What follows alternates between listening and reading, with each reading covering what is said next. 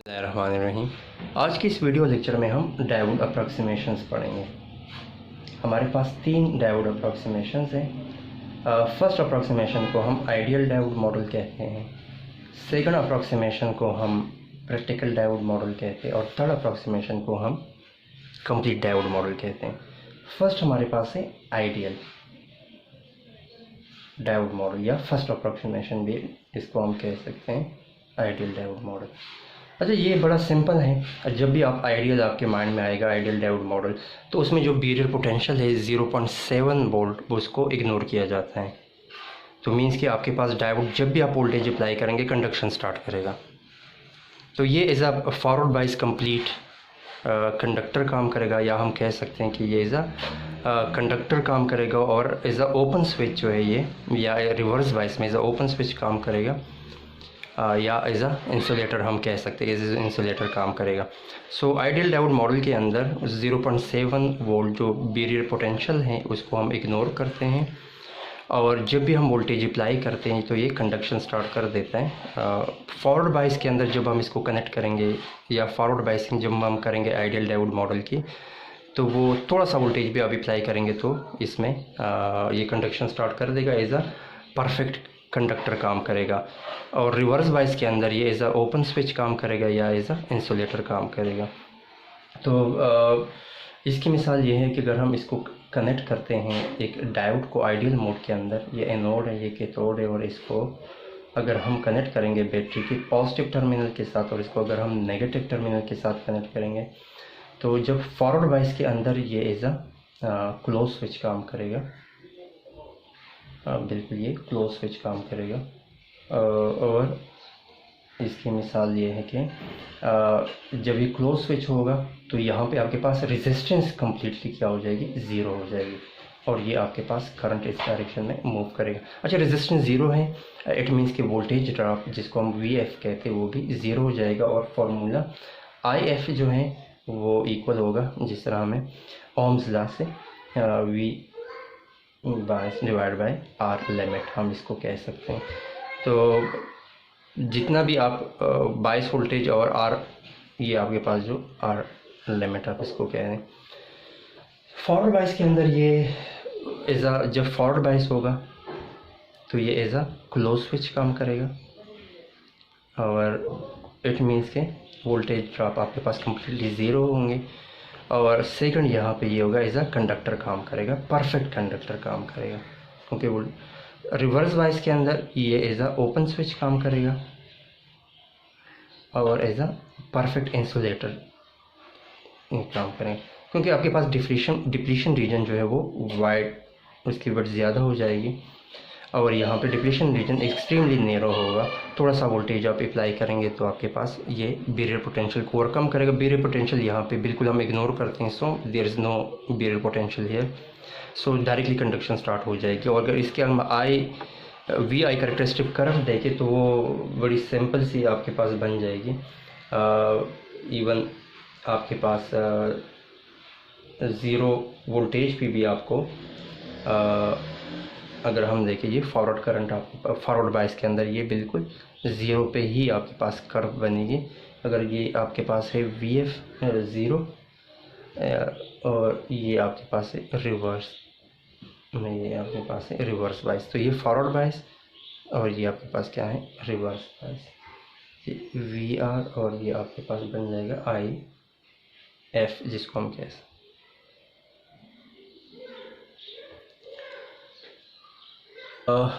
सो यहाँ से आप देख लें कि ये एज अ क्लोज स्विच काम कर रहा है, और यहाँ पे एज अ ओपन स्विच काम करेगा। डायोड को इस तरह ओपन स्विच की तो काम करेगा रिवर्स बाइस के अंदर, ठीक है। अगर ये पॉजिटिव है तो ये पॉजिटिव, नेगेटिव है तो ये नेगेटिव पॉजिटिव, आप टर्मिनल इसके इन्वर्ट करें। तो this is basically ideal diode model. बड़े आसान अल्फाज में आप कहें कि आप बैरियर पोटेंशियल यहाँ पे जो हम नॉर्मली कंसिडर करते हैं 0.7 वोल्ट सिलिकॉन और 0.3 जर्मेनियम के लिए, इसको हम इग्नोर करते हैं या निगलेक्ट करते हैं आइडियल डायोड मोड के अंदर, या आइडियल डायोड मॉडल, या इसको हम फर्स्ट अप्रॉक्सीमेशन कह सकते हैं। सेकंड हमारे पास जो है जिसको हम कहते हैं प्रैक्टिकल डायोड मॉडल, या सेकंड अप्रॉक्सीमेशन हमारे पास जो है वो है the practical diode model.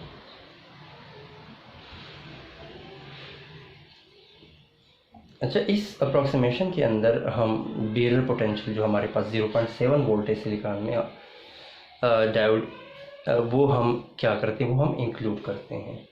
ये भी just like ideal diode mode as a forward bias के अंदर ये एज अ क्लोज स्विच काम करता है और रिवर्स बाइस में एज अ ओपन स्विच काम करता है। लेकिन जब आप इसको कनेक्ट करते हैं और जब फॉरवर्ड बाइस के अंदर यहाँ पे आपके पास जो बेरियर पोटेंशियल है across the diode, there could be 0.7 volt with the positive side of the anode.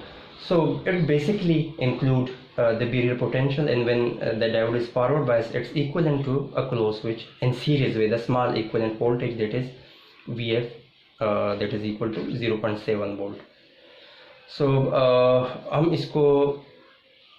इसका जो अगर हम VI कर्व देखें तो VI कर्व कुछ इस तरह बनेगा। सिलिकॉन एग्जाम्पल हम सिलिकॉन की लेंगे, लेकिन जब हम जर्मेनियम की लेंगे फिर वो 0.3 वोल्ट होगा यहाँ पे, तो ये यहाँ पे होगा इसी पे।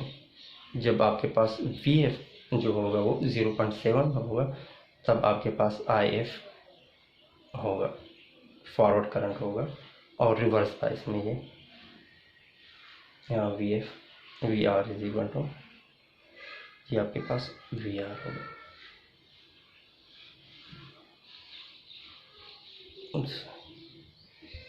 तो देखिए 0.7 वोल्ट के ऊपर ही यहाँ पे आप देखेंगे कि फॉरवर्ड करंट या IF प्रोड्यूस होगा, that is 0.7 volt.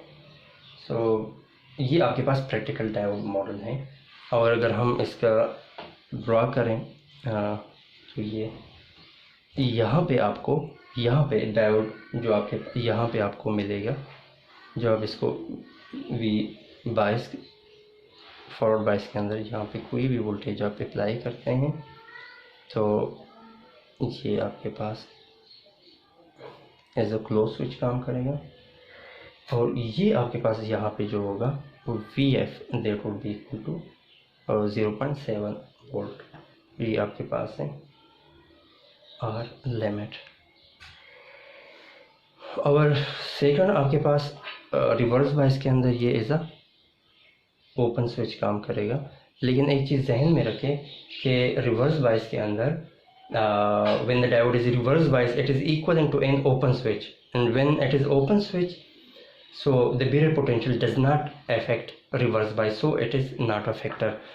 The characteristic curve of the मिसाल अगर हम यहाँ पे मिसाल ले लें इसकी, जिस तरह हमने प्रैक्टिकल डायोड मॉडल पढ़ा था तो VF वहाँ पे हमने 0 कंसिडर किया, तो यहाँ पे VF आपके पास क्या है, दैट इज़ 0.7 वोल्ट, और ये आइडियल डायोड मॉडल के अंदर 0 वोल्ट था।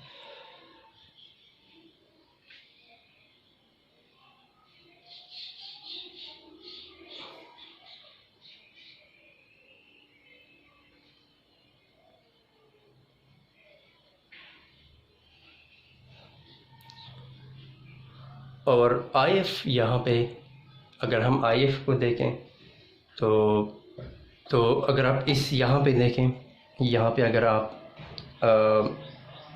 KVL अप्लाई करें तो देखें VF 0 है, VF 0.7 वोल्ट है, तो ये किसके इक्वल होगा, V बाय ये क्या होगा plus VR limit voltage cross है, और plus VF equal to 0, the algebraic sum of all the voltages in a loop is equal to 0। सो ये हमारे पास क्या बन जाएगा, VR लिमिट हमारे पास बन जाएगा